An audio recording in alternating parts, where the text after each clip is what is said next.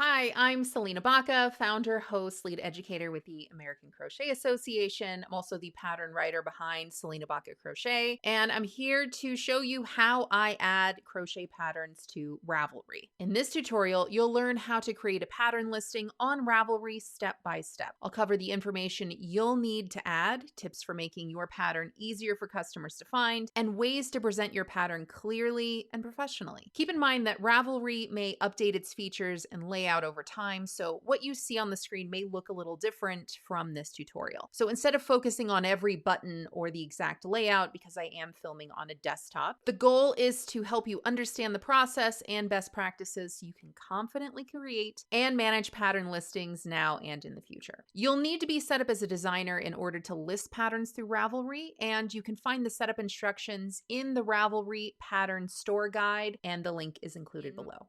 I'm currently logged into my Selena Baca Crochet profile. I do have a storefront, and I am looking at my pattern store. So when I'm on this page, I see Add Pattern as a button. And when I click that, it starts a rough draft. Now, I've already completed a rough draft pattern. I'm just going to delete this when this is over because it's a tutorial. It's not a real pattern, but I'm going to walk you through each one of the steps you have to complete whenever you're creating a pattern in that rough draft format. The first section we see is name and designer, and there's a box for us to enter a pattern name. My suggestions are to choose a name that's easy to spell, pronounce, and search for. So consider including descriptive keywords that are going to help identify your pattern, but also make it stand out from others. So for example, a hexagon cardigan made with Bernat Softy in the color Seaside Blue, I might name that Seaside Hexagon Cardigan. Avoid overly generic names that may be difficult to distinguish from similar patterns, like Granny Hexagon Cardigan. If you choose that name, even if it's a Granny Hexagon Cardigan, 100 other results might pop up. Crafting category is pretty straightforward, and you can just choose from the drop-down box for another craft. I do write in US terminology, so I'm clicking that box. And the categories here are vast. Review all the available categories before selecting the best fit for your design. Categories and tags are going to help your pattern appear in search results, so you have to choose carefully. In this particular section, you can only choose one, maybe two. So make sure you read through each one very carefully to choose the best. The sources section is where you're going to enter the date the pattern was first published or the date that it will be available. You're also going to select where your pattern is going to be available. So this is an important note to make here that a Ravelry listing can be used as simply a reference, even if the pattern is sold or available elsewhere. So an example of this might be a pattern that is only available in a book or a magazine. You can still have a Ravelry listing as a way to build up your own crochet resume, and then this is where you're going to redirect or share where the pattern is available. Links and pricing is where you're going to add any external links if the pattern can be viewed or purchased outside of Ravelry. This is also where you're going to set the pricing options. Click if the pattern is available for free. Even if you are charging on Ravelry, it can also be available for free elsewhere. An example of this is if you have a blog that offers patterns that are free to view, and then PDF patterns are available for purchase through your Ravelry. Attributes describe the features of a pattern. It is important to add them because they help the pattern appear in search results. So this is where you're going to spend a lot of time, especially if you're new to this section.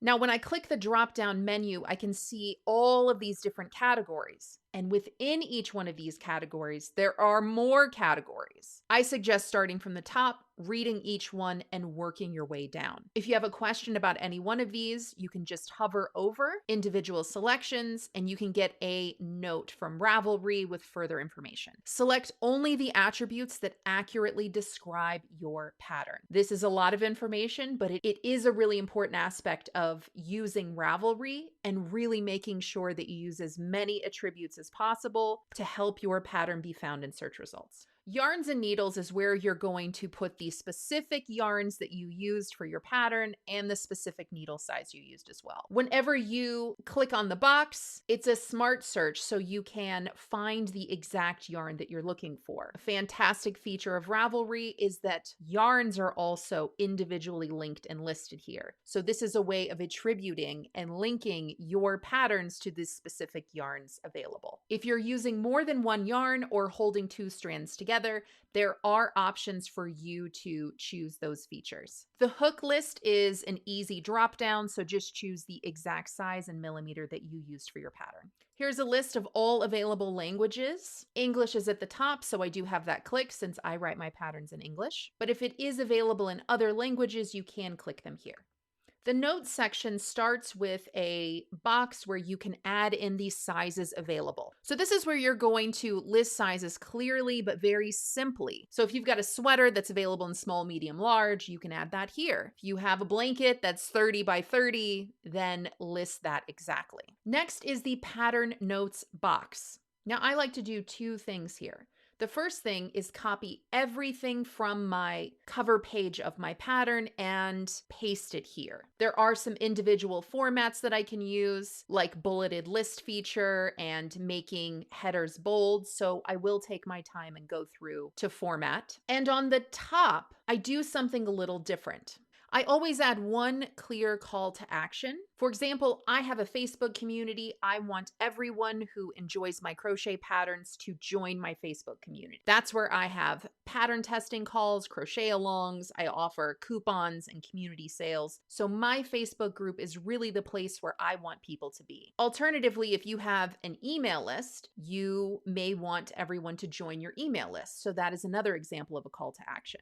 So I format my call to action so that my group is linked. There is a link feature here. And then I want this call to action to be in a separate box. So I use quotations. Let me show you what that looks like. When I click the preview button here, I can see what this is going to look like once it's published. So here you can see the quotation box. This isn't a quote, but it's just a way to really highlight that this is a call to action. Join my Facebook group for community, coupons, and crochet along challenges. This links to the group so people can just click on that. Here is all of the cover page information for my pattern. I have bolded each of the headers so that they can be quickly and easily read through. It's important to add your cover page information here because this section helps potential customers understand exactly what they need to complete your project, everything that they need to know, have, and do. So this is going to help them prepare for whether or not they're going to be interested or skilled enough for your pattern. Next is the photo section. I like to add about 3 photos. Depending on what the item is, you really want to show 3 different angles, 3 different versions. So for this tote bag, for example, I wanted to show scale and size so you can see I'm holding it in my hands. I wanted you to see it in use so you can see it in the crook of my arm. And then I also wanted to show different angles. So the way I like to think about adding pictures is I want to use at least 3, and those are the things I'm thinking about as I'm uploading them. You can use the tester code feature if you're sharing this pattern with testers before it's available for publication. If you're going to be doing that, you want to clearly state in the public pattern notes section that the pattern is currently being tested and let people know when it is expected to be available. The preview and publish section is the last section to review everything that you've entered before you publish this pattern to Ravelry. If you have any warnings, things that you either didn't enter in or might need to be tweaked, will be shown at the top. You can preview exactly how your pattern will appear to people finding it on Ravelry. So if you see anything that needs to be updated or formatted differently, you can do that before you hit publish. Whenever you click the publish this pattern button, it does create a pattern listing. A pattern listing does not mean the pattern is available for sale. That's separate. So after a pattern is published, adding to the pattern store is going to be a separate step that allows customers to purchase or download the pattern PDF. And this can be completed later on when the pattern is ready and available for sale.